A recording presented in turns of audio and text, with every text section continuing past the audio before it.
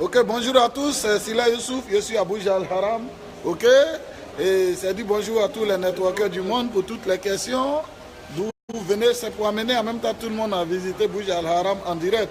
Voilà, et dès le moment que vous commencez à voir les vidéos, ça veut dire que vous n'êtes pas loin de venir là en fait. Ici, c'est Bouj Al-Haram. Ok, c'est un hôtel 7 étoiles au monde entier. Et vraiment, je suis très content de recevoir les gens en direct. Ok, vous pouvez me poser des questions ici. Comment ça se passe? Je suis avec des leaders de la Web 15. Ici, ici Guy Marshall, ça c'est mon frère, ami et tout. Donc vraiment, ok. Et il y a la princesse qui est là, celle qui m'inspire tous les jours, ok.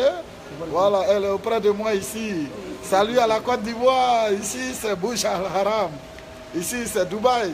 Ici c'est Dubaï. Maï Kouame est là, ok. Moses Esvaran, ok. Et je salue à toute la Côte d'Ivoire. Je vous dis que la vie, c'est les moyens en fait. Vous savez, la vie n'est pas logique. Pour tous ceux qui pensent que non, qu'une c'est ceci, qu'une c'est cela, c'est un business qui n'est pas... regardez un peu Blessing qui est auprès de moi, voilà. Ici, c'est le meilleur hôtel au monde. C'est le seul hôtel qui est passé à 7 étoiles.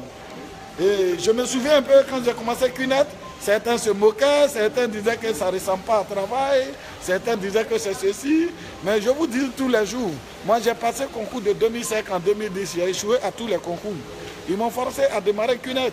Et j'ai commencé Cunet, je me suis mis au sérieux. Quand j'ai commencé Cunet, certains disent c'est un travail difficile. Oui, c'est difficile. Parce que j'ai fait 2 mois avant j'ai fait 9 mois avant d'avoir mes deux.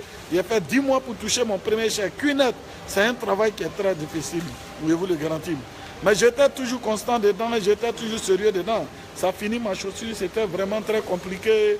La famille n'était pas avec moi, personne n'était avec moi. Mais aujourd'hui, j'ai insisté, j'ai été dedans. Aujourd'hui, voilà ce que ça fait pour moi. C'est le paradis sur terre, je suis en train de vivre. Logiquement, je devais être quelque part là-bas un fonctionnaire ou bien je devais être vraiment un gendarme quelque part là-bas. Mais aujourd'hui, me voilà parmi les hommes les plus importants, les hommes d'affaires les plus importants au monde entier. Je suis parmi eux. Et Cunet, c'est la ville. Pour tous ceux qui font Cunet aujourd'hui, n'écoutez pas ceux qui vous disent Cunet, c'est pas bon. Je vous dis, fais attention à celui qui te conseille très souvent. Quand vous allez commencer Cunet, il y a certains de vos parents qui vont vous déconseiller, mais regardez leur vie. La majorité des personnes qui critiquent toujours ce qui a l'argent dedans, quand tu leur parles de l'argent, ils disent ça c'est n'importe quoi. Tu leur dis ici, ça permet de devenir riche, ils disent ça c'est n'importe quoi. Tu lui dis celui-là est riche, il dit c'est n'importe quoi. Mais regardez ces personnes-là, leur vie, eux-mêmes leur vie c'est n'importe quoi. En fait, tu ne peux pas boycotter la richesse et puis devenir riche.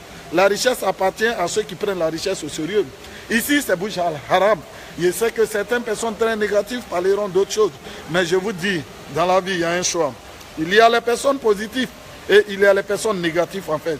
Si tu te réfères toujours aux personnes négatives, ta vie deviendra négative. Si tu te réfères toujours aux personnes positives, ta vie deviendra positive. Donc fais attention à qui est ton exemple en fait. Et aujourd'hui, je suis en direct avec toute la Côte d'Ivoire, c'est pour parler à mes jeunes frères ivoiriens. Vous savez, aujourd'hui, tous ceux qui sont assis là, qui attendent, ils attendent à ce que le gouvernement leur donne un boulot. Ils attendent à ce que le gouvernement pleuve un travail sur eux. Mais ce que je vous dis, en fait, le gouvernement fait ce qu'il peut faire. Mais le gouvernement aujourd'hui encourage les affaires. Il ne peut pas permettre à tout le monde de devenir des fonctionnaires d'État. C'est à chacun d'entre nous de créer les emplois dans nos pays. Parce que si nous ne créons pas d'emplois, cela va créer un problème de chômage. Il faut que chacun d'entre nous mette sa main dans la pâte. Ok, on ne peut pas compter sur une seule personne. On ne peut pas compter sur un gouvernement. On ne peut pas compter sur un régime pour que tout vienne changer en fait. Nous devons fournir des efforts, aider nos autorités, devenir des grands hommes d'affaires dans nos pays, contribuer au développement de nos pays. Nous devons aider tout le monde en fait. Tout le monde a les mains croisées. Que de faire quelque chose pour le développement de nos pays? Nous sommes là, on s'assoit, on dit qu'il n'y a pas de travail. Qui va créer le travail pour toi? La Chine fait 2 milliards de personnes, mais ils n'ont pas de problème de chômeurs parce qu'aujourd'hui, eux, ils sont tous des entrepreneurs. Mais ici, nos jeunes frères sont paresseux, ils partent tout le temps dans les maquis, en train de boire de l'alcool, en train de se promener, et ils viennent dire qu'il n'y a pas de travail. Qui va créer le travail pour toi? Qu'est-ce que tu fais pour avoir du travail? Souvent, on est là, on dit qu'il n'y a pas les moyens, mais les moyens, c'est l'homme qui le crée. Un seul président, un cerveau. Avec ses ministres, ça fait des cerveaux. Mais chaque individu dans un pays doit chercher le finance et doit vraiment créer quelque chose d'important pour que aussi le pays devienne important. Parce que c'est la contribution de tout le monde qui rend un pays important, en fait, chers parents. Jeunes Ivoiriens, jeunes Africains, levez-vous, battez-vous, en fait. On est trop paresseux, toujours on est en train d'attendre. On nous montre des projets, on ne fait pas, on s'assoit, on dit il n'y a pas de travail. On est en train de prier Dieu pour que Dieu vienne changer notre vie. Regardez ici, c'est Dubaï. On prie Dieu pour que Dieu vienne changer nos vies. Mais ce que je vais vous dire, en fait, Jésus-Christ a été crucifié à la croix avant d'atteindre un miracle dans sa vie. Le prophète Mohammed sallallahu wa sallam, aujourd'hui, il a été lapidé, il a versé son sang avant d'atteindre un succès. Aujourd'hui, nous, en tant que jeunes, on va dormir dans les églises, on va dormir dans les mosquées. On pense que c'est en priant notre vie va changer. Mais si tu veux, il faut dormir à l'église. Si tu veux, il faut dormir à la mosquée. Tu ne vas jamais atteindre le succès tant que tu ne payes pas le prix. Pour atteindre le succès, c'est de payer le prix. Si Jésus-Christ a payé, le prophète Mohammed a payé, c'est pas toi qui as des milliers de kilomètres de Dieu. Tu penses que tu ne vas pas payer de prix et ta vie va changer. Tant que tu ne payes pas de prix, ta vie ne changera pas. Qu'une c'est la vie en fait. La vie, ce n'est pas de travailler avec la force, c'est de travailler intelligemment. L'argent appartient à ceux qui travaillent avec le cerveau et non ceux qui travaillent avec le physique. Et aujourd'hui, le network marketing, c'est la nouvelle révolution informatique.